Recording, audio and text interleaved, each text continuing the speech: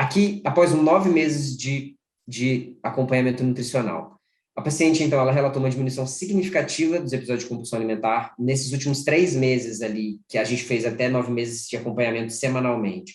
Nesses 3 meses de acompanhamento, nos últimos 3 meses, ela não relatou nenhum episódio de compulsão alimentar. Então, a gente conseguiu zerar esses episódios de compulsão alimentar, que é um dos objetivos do tratamento da compulsão alimentar, tá? Não é o único, né? Um dos objetivos também é que ela tenha atitudes alimentares mais saudáveis, mas um dos principais é reduzir ou zerar os episódios de compulsão alimentar, né, em quem tem TCA. Né? Então, ela teve melhor em todos os aspectos do questionário do Intuitive Eating, que eu não coloquei aqui para não me alongar muito, mas é um questionário também que ele, inclusive, está disponível numa versão que as meninas, a Lidiane Bragunci e a Natália Petri, inclusive a Natália deu uma palestra hoje, elas fizeram uma adaptação desse questionário e colocaram no livro Em Paz com a Comida, tá? Tem esse questionário disponível lá. E ela teve uma melhora significativa no Kipirov. Na verdade, ela teve... Eu não coloquei porque a gente fez esse Kipirov várias vezes durante o tratamento. Então, ela teve melhoras significativas ao longo. Então, não foi somente... A gente não fez e refez. Isso foi muito legal para ela. E ela se sentiu muito bem ao responder novamente e ver a evolução. Né? Isso é um processo muito importante para o paciente ter consciência, como eu já falei, da melhora de uma maneira objetiva. Que às vezes falta um pouquinho quando a gente fala de comportamento alimentar. Né? Na verdade, não falta. Né? O próprio Intuitive Eating tem muitas ferramentas, mas às vezes a gente acaba deixando isso de lado, achando que não é tão importante. Né? Então, só para reforçar a importância disso. A melhora na percepção e controle das situações que desencadeiam a compulsão alimentar. Lembra da meditação dos gatilhos? Né? Claro que a gente trabalha ali, mas a gente trabalha isso ao longo de todo o tratamento.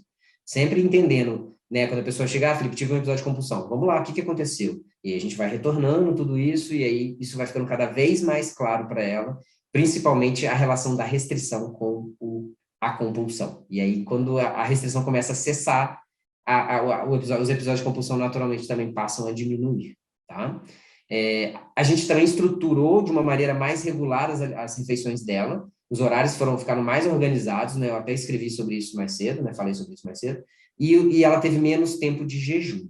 Então, isso também, nossa, gente, isso aqui é muito importante em TCA, porque os pacientes, muitos deles vão acabar ficando muito tempo sem comer. Então, um dos combinados tem que ser, gente, vamos lá, vamos estruturar isso daqui, não vamos ficar mais que 4, 5 horas sem comer, vamos fazer o máximo para isso não acontecer. Entre aspas, de fazer isso, a gente já consegue melhorar significativamente, em alguns casos, no caso dela foi assim, a diminuição desses episódios. Né? E a paciente também relatou se sentir mais segura e controlada ao comer. Né?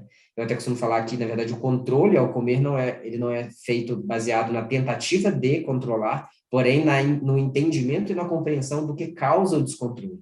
Né? Esse é um processo muito importante também da gente entender, porque as pessoas acham que controlar vai ser tentar controlar na força, na marra, ou seja, na restrição. Então, quanto mais ela tenta se restringir, maior a chance dela exagerar, né? E dela ter um episódio de compulsão alimentar.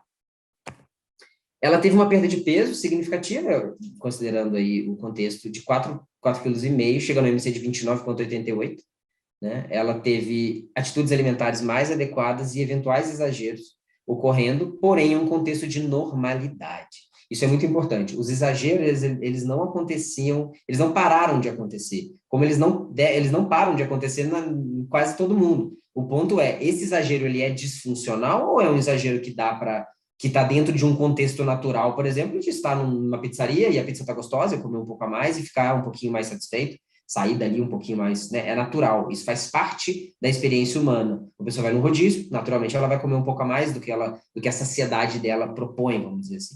Então, como eu falei, os exageros continuam ocorrendo, porém não de uma maneira disfuncional.